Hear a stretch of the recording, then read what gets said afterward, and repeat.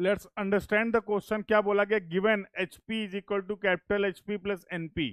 क्या है ये नोटेशंस, क्या बताना चाह रहा, समझते हैं।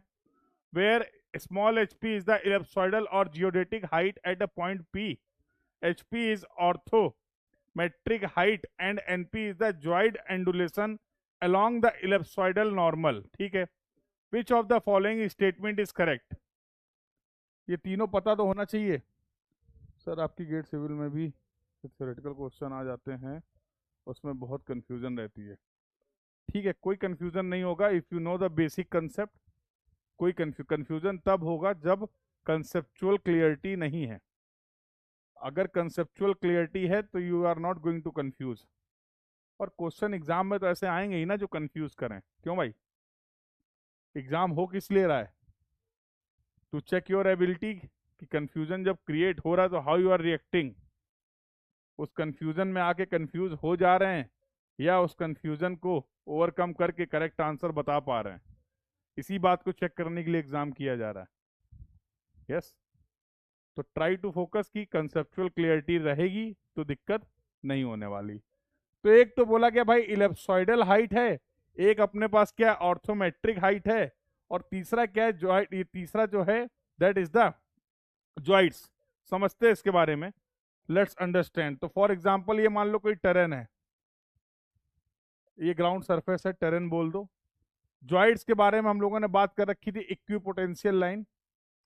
Joints are the imaginary points which, अगर imaginary line which joints the points having the same equipotential. Gravity की बात करी थी, ग्रेविटेशनल फोर्सेस की बात की थी। ये हमारा रेफरेंस रहता है in the case of geodetic survey.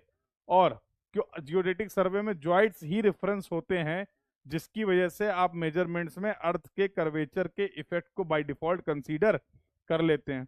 And this is the ellipsoidal line. Basically जो GPS वगैरह आपकी डिस्टेंस बताते हैं ना, वो इलिप्सॉइडल लाइंस पे बताते हैं।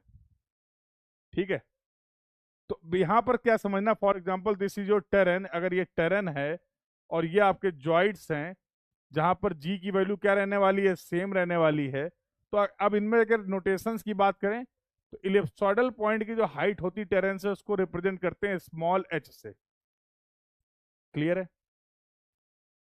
अगर मैं बात करूं जॉइंट पे किस जो हाइट होगी टेरेन से, इसको रिप्रेजेंट करते हैं कैपिटल H से। और this remaining distance we are representing that is n। और इस n को क्या बोलते हैं? इसको बोलते हैं अंडुलेशन। इसको क्या बोलते हैं? अंडुलेशन। अब जरा पढ़ लेते हैं कि क्या दिया गया और क्या पूछा गया है। तो ये तीनों चीजें मुझे समझ में आ गई हैं। अब इसके बेसिस पे बोला गया 2 points on the earth surface. कहाँ है earth surface? This is your earth surface. Terrain पे बात हो रही है। 2 points on the earth surface that have the same ellipsoidal height will be on the same equipotential surface। नहीं भाई, इलिप्सॉइडल height की बात करें तो you are measuring on this ellipsoidal line, और इक्विपोटेंशियल कहां पर होने वाले हैं? जॉइंट्स पे। तो सेम इलिप्सॉइडल हाइट है, इसका ये मतलब नहीं कि सेम इक्विपोटेंशियल पॉइंट हो वो, because equipotential points you are defining on the geoids. You must be aware from the geoid definition. तो फर्स्ट स्टेटमेंट को क्या बोला जा सकता है? Incorrect. The joints undulation is the separation of two equipotential surfaces at the ground surface with respect to the ellipsoid. Check कर लो, check कर लो।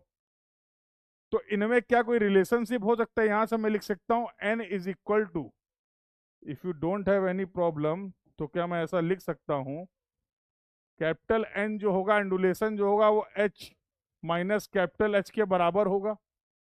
यस और नो? बिल्कुल लिख सकते हैं। तो the joints undulation is the separation of equipotential surfaces at the ground surface with respect to the ellipsoid. Yes, this is the difference. तो ये स्टेटमेंट क्या है? करेक्ट है। The points on the equipotential surfaces, joint पे जो point है, will not have the same orthometric height. कैसे नहीं होगा भाई? ऑर्थोमेट्रिक हाइट के लिए रेफरेंस क्या ले रहे हो? ऑर्थोमेट्रिक हाइट के लिए रेफरेंस नहीं लिया जाता है जॉइंट्स को।